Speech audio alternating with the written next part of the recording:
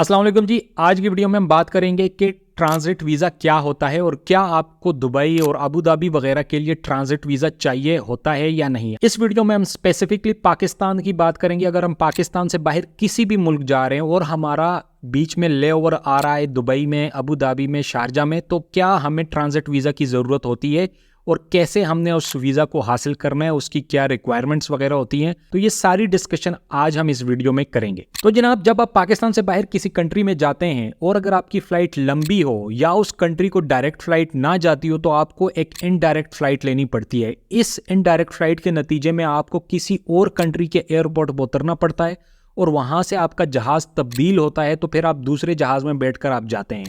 अब यहाँ पर बात यह है कि क्या जब आप उस एयरपोर्ट पर उतरते हैं, क्या आपको उस कंट्री का वीज़ा चाहिए या नहीं चाहिए। हम यहाँ पर कुछ मिसालें देंगे। सबसे पहले मिसाल ये कि आप पाकिस्तान से थाईलैंड जा रहे हैं। पाकिस्तान से डायरेक्ट थाईलैंड की एक फ़्लाइट चलती है जो कि है थाई एयरवेज़ की, लेकिन वो कभी कभी इतनी एक्सपेंसिव होती है कि आपको जाना मुश्किल हो जाता है।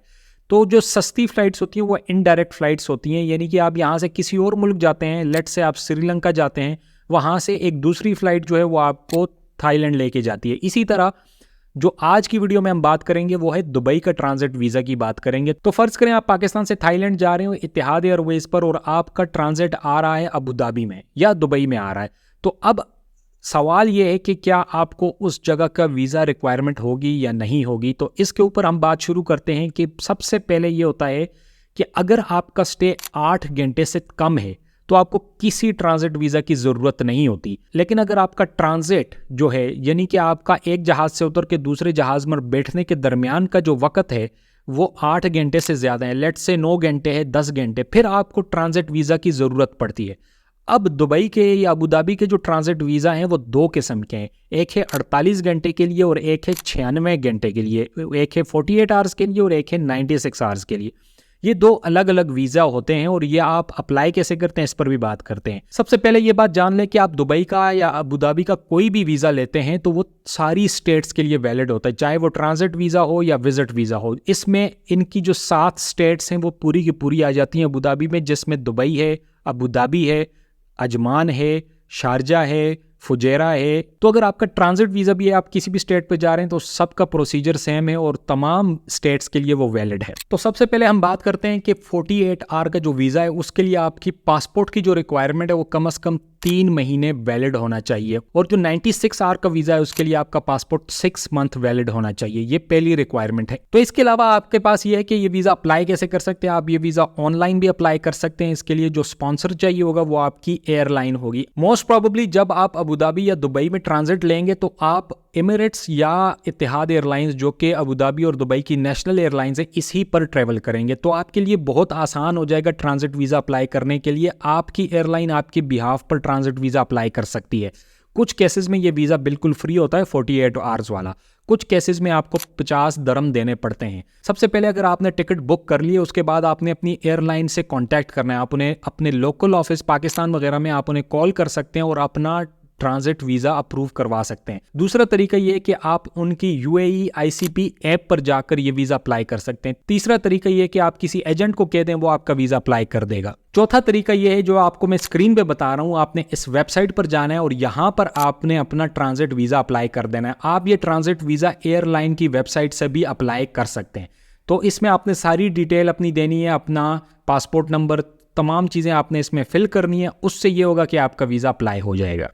अभी मैं आपको UAE की ऑफिशियल वेबसाइट पर लेके चलता हूं जहां पर ट्रांजिट वीज़ा अप्लाई करने की सारी डिटेल दी हुई है। सबसे पहले आपके सामने ये स्क्रीन खुली हुई है, इसमें ट्रांजिट वीज़ा की इन्फॉर्मेशन हमारे सामने खुली है। उसने सबसे पहले आपको बताया हुआ है कि आपकी 48 आवर्स और 96 आवर का वीज़ा आपके पास होता है और ये आपको स्पॉन्सर किया जाता है, आपकी एयरलाइन ही स्पॉन्सर करती है। यहाँ पर ये लाइन लिखी हुई है कि UAE based airline and must be processed and approved before entering UAE, यानी कि UAE में पहुंचने से पहले आपको ये वीज़ा प्रोसेसिंग में डाल देना चाहिए।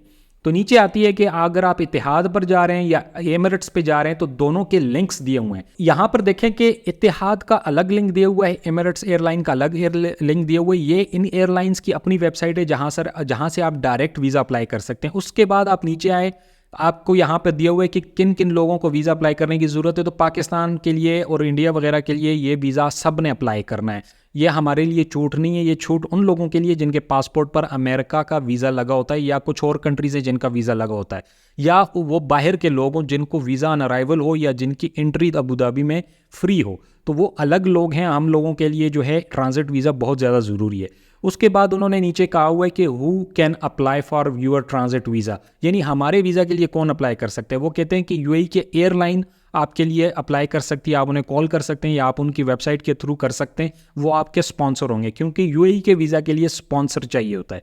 उसके नीचे उसने बताया कि इनका ई चैनल पोर्टल है, वहाँ पर भी आप अप्लाई कर सकते हैं। इसके अलावा उन्होंने कहा है कि यूएई आईसीपी की एंड्रॉयड या एप्पल ऐप है, आप उस पर भी जाके अप्लाई कर सकते हैं। उसके अलावा उन्होंने कहा है कि हमारी GDRFA की एक ऑफिशियल वेबसाइट है, ऑनलाइन चैनल है, आप उस पर भी जाकर अप्लाई कर सकते हैं। इसके बाद इन्होंने थोड़ी सी रिक्वायरमेंट बताई हुई है कि आपका पासपोर्ट जो तकरीबन 3 महीने वैलिड होना चाहिए कम से कम। इसके अलावा आपकी अपनी एक तस्वीर होनी चाहिए वाइट बैकग्राउंड में, जो तकरीबन तमाम वीज़ाज़ के लिए ज़रूरी होती है। इसके अलावा आपके पास जिस कंट्री आप जा रहे हैं उसकी बुकिंग भी लाजमी होनी चाहिए। तो वो एक ऑब्वियस सी बात है, ज़ाहिर है हमने अबू धाबी में अगर ट्रांजिट लेना है तो हमने थाईलैंड जाना है तो हमारे पास थाईलैंड की टिकट होगी ही होगी। तो अभी हम चलते हैं कि इत्तेहाद एयरलाइंस से हम फ़र्ज़ करें ये वीज़ा अप्लाई करते हैं तो उसका पोर्टल किस तरह नज़र आता है। तो ये हमारे पास पोर्टल खुल चुका है, आप देख सकते हैं यूएई वीज़ा इन्फॉर्मेशन। तो फिर उसमें बताया हुआ है कि आप अगर ट्रांजिट ले रहे हैं तो आपको वीज़ा की ज़रूरत क्यों है, ये किस वजह से ज़रूरत है, और वो आपसे पूछ रहे हैं कि ये जब आप एयरलाइन के पास जाएंगे तो आपको खुद ही बता देंगे कि आपको वीज़ा की ज़रूरत है, तो आप एयरपोर्ट पर भी अप्लाई कर सकते हैं। काफ़ी आसान तरीका है। तो इसके अलावा ये है कि इसने बताया हुआ है कितने दिन के लिए कौन सा ट्रांजिट वीज़ा होता है तो यहाँ पर आप देखें कि ट्रांजिट वीज़ा का इन्होंने सेक्शन बनाया हुआ है। अप्लाई के बटन पर हम क्लिक करेंगे तो हमारे सामने एक नया पोर्टल खुल जाएगा जिसमें हमने अपनी तमाम रिक्वायरमेंट जो है वो डालनी है और उसके बाद हमारा वीज़ा प्रोसेसिंग के लिए चला जाएगा। तो जनाब ये देखें कि आपके सामने 2 ऑप्शंस आ रही हैं। एक है कि ट्रांजिट वीज़ा 48 आवर जिसकी फ़ी है 55 दरम, जबकि 96 आवर्स वाला जो वीज़ा है उसमें 216 दरम जो है उसकी वीज़ा है, और हम जाते हैं अप्लाई करते हैं 48 आवर ट्रांजिट वीज़ा पे। सबसे पहले आपके आ रहा है कि ट्रांजिट एयरपोर्ट कौन सा है, ये ऑलरेडी सेलेक्ट है। तो सबसे पहले यहाँ पर लिखा हुआ है कि कमिंग फ्रॉम पाकिस्तान, हम लिख लेते हैं, ठीक है। पाकिस्तान के बाद उन्होंने अपना बुकिंग नंबर यहाँ पर आपने डाल देना है, अराइवल डेट क्या है, अराइवल टाइम क्या है, डिपार्चर डेट कौन सी है और डिपार्चर टाइम कौन सा है। उसके अलावा do you have a third travel destination, तो आपने येस पे क्लिक करना है क्योंकि आपने थाईलैंड जाना है। उसके अलावा आपने अपना इंग्लिश में नाम लिख लेना है, अरेबिक में नाम लिख लेना है, और उसके बाद नेशनैलिटी आपकी Pakistan, date of birth of country आपने पाकिस्तान लिख लेनी है, और तमाम चीज़ें फिल कर लेनी है। उसके बाद उन्होंने बताया हुआ है कि विजिट फॉर रीज़न क्या है, आपने लिख लेना है ट्रांजिट, और पासपोर्ट टाइप कौन सा है, ऑर्डिनरी, पासपोर्ट नंबर डाल देना है।